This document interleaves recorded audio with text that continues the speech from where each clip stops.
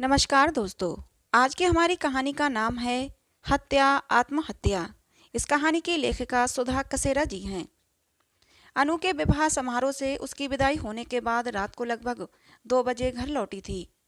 थकान से सुबह 6 बजे गहरी नींद में थी कि अचानक अनु के घर से, जो मेरे घर के सामने ही था, जोर जोर से बिलाप करने की आवाज़ों से मैं चौंक कर उठ गई। घबराई हुई बालकनी की ओर भागी। उसके घर के बाहर लोगों की भीड़ देखकर किसी अनहोनी की कल्पना करके मैं स्तब्ध रह गई। रात के कपड़ों में ही मैं बदहवास उसके घर की ओर दौड़ी। अनु अनु के नाम से माँ को विलाप करते देखकर मैं सकते में आ गई। किसी से कुछ पूछने की हिम्मत नहीं हो रही थी, लेकिन मुझे वहाँ की स्थिति देखकर समझने में देर नहीं लगी कि क्या हुआ है। तो क्या अनु ने वही किया जिसका मुझे डर था, लेकिन इतनी जल्दी ऐसा करेगी इसका मुझे अंदेशा नहीं था। कैसे और कहाँ, ये प्रश्न अनुत्तरित था, लेकिन वास्तविकता तो ये थी कि अब वह इस दुनिया में नहीं रही। ये बहुत बड़ी त्रासदी थी। अभी उम्र ही क्या थी उसकी। मैं अबाक अपने मुंह पर हाथ रखकर गहन सोच में पड़ गई। मेरा दिमाग जैसे फटने को हो रहा था। कल दुल्हन के वेश में और आज पलक झपकते ही क्या से क्या हो गया। मैं मन ही मन बुदबुदाई। मेरी रूह अंदर तक कांप गई। वहां रुकने की हिम्मत नहीं हुई। और क्यों रुकूं? ये घर मेरे लिए उसके बिना बेगाना है। एक वही तो थी जिसके कारण मेरा इस घर में आना जाना था। बाकी लोग तो मेरी सूरत भी देखना नहीं चाहते थे। मैं घर आकर तकिए में मुंह छिपाकर खूब रोई। माँ ने आकर मुझे बहुत सांत्वना देने की कोशिश की, तो मैं उनसे लिपट कर बिलखते हुए बोली, माँ, सबकी माएँ आप जैसी क्यों नहीं होती? क्यों लोग अपने बच्चों से अधिक समाज को महत्व देते हैं? क्यों अपने बच्चों की खुशी से बढ़कर रिश्तेदारों की प्रतिक्रिया का ध्यान रखते हैं? शादी जैसे व्यक्तिगत मामले में भी क्यों समाज की दखलंदाजी होती है? माँ बाप का अपने बच्चों के प्रति ये कैसा प्यार है, जो सदियों से चली आ रही मान्यताओं को ढोते रहने के लिए उनके जीवन को भी दांव पर लगाने से नहीं चूकते? कितना प्यार करती थी वह जैकब से। सिर्फ वह क्रिश्चियन है। प्यार क्या धर्म और जाति देखकर होता है?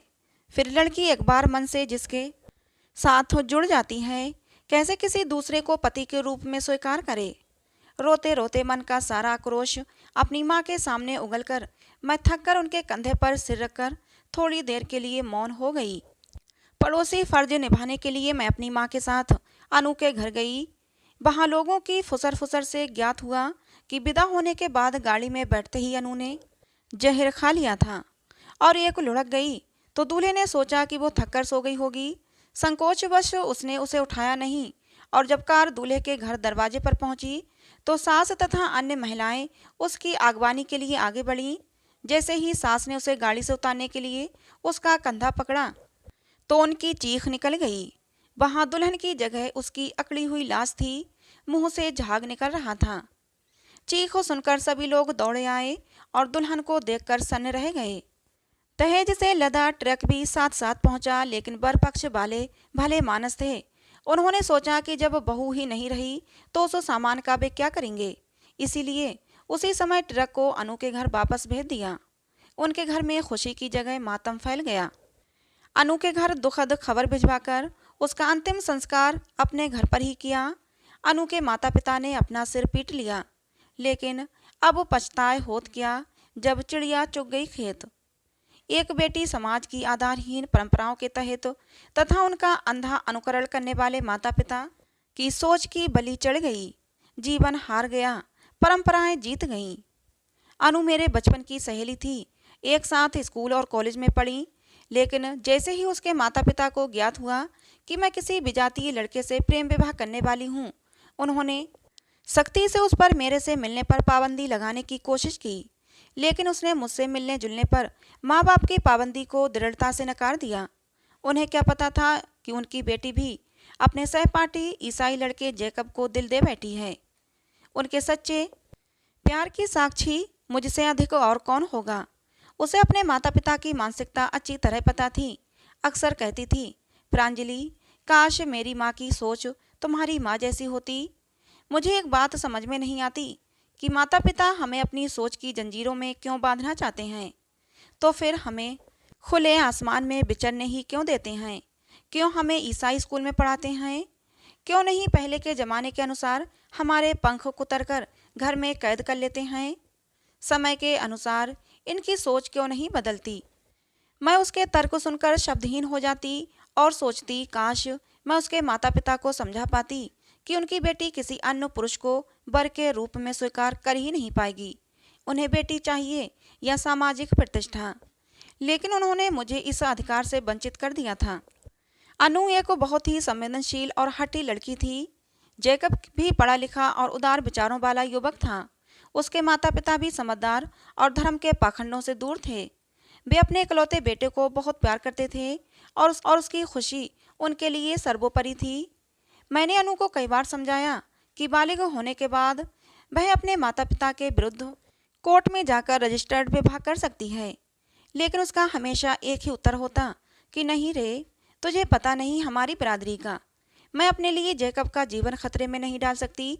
इतना कहकर वह गहरी उदासी में डूब जाती थी। मैं उसकी कुछ भी मदद न कर सकने में अपने को असहाय पाकर बहुत व्यथित होती। लेकिन मैंने जैकब और उसके परिवार वालों से कहा कि उसके माता पिता से मिलकर उन्हें समझाएं, शायद उन्हें समझ में आ जाए। लेकिन इसमें भी अनु के घर वालों को मेरे द्वारा रची गई साजिश की बू आई। इसीलिए उन्होंने उन्हें बहुत अपमानित किया और उनके जाने के बाद अनु को मेरा नाम लेकर खूब प्रताड़ित किया। इसके बावजूद जैकब बार बार उसके घर गया और अपने प्यार की दुहाई दी, यहाँ तक कि उनके पैरों पर गिरकर गिड़गिड़ाया भी, लेकिन उनका पत्थर दिल नहीं पिघला और उसकी परिणति आज इतनी भयानक, एक कली खिलने से पहले ही मुरझा गई। माता पिता को तो उनके किए का दंड मिला, लेकिन मुझे अपनी प्यारी सखी को खोने का दंड बिना किसी गलती के जीवन भर झेलना पड़ेगा। लोग अपने स्वार्थवश कि उनकी समाज में प्रतिष्ठा बढ़ेगी, बुढ़ापे का सहारा बनेगा और दैहिक सुख के परिणाम स्वरूप बच्चा पैदा करते हैं और पैदा होने के बाद उसे स्वार्जित संपत्ति मानकर उसके जीवन के हर क्षेत्र के निर्णय की डोर अपने हाथ में रखना चाहते हैं, जैसे कि वह हार्ड मांस का न बना होकर बेजान पुतली है। ये कैसी मानसिकता है उनकी, कैसी खोखली सोच है कि वे जो भी करते हैं अपने बच्चों की भलाई के लिए करते हैं। ऐसी भलाई किस काम की जो बच्चों के जीवन से खुशी ही छीन ले। वे उनकी इस सोच से तालमेल नहीं बैठा पाते और बिना पतवार की नाव के समान अवसाद के भंवर में डूबकर जीवन ही नष्ट कर लेते हैं, जिसे हम आत्महत्या कहते हैं। लेकिन इसे हत्या कहें तो अधिक सार्थक होगा। अनु की हत्या की थी माता पिता और उनके खोखले समाज ने। तो दोस्तों, कहानी कैसी लगी कमेंट करके ज़रूर बताइएगा। कहानी पसंद आई हो तो प्लीज़ लाइक करें, शेयर करें, चैनल को सब्सक्राइब करें। कहानी को अंत तक सुनने के लिए आप लोगों का बहुत बहुत धन्यवाद। मिलते हैं दोस्तों अगली किसी नई कहानी में।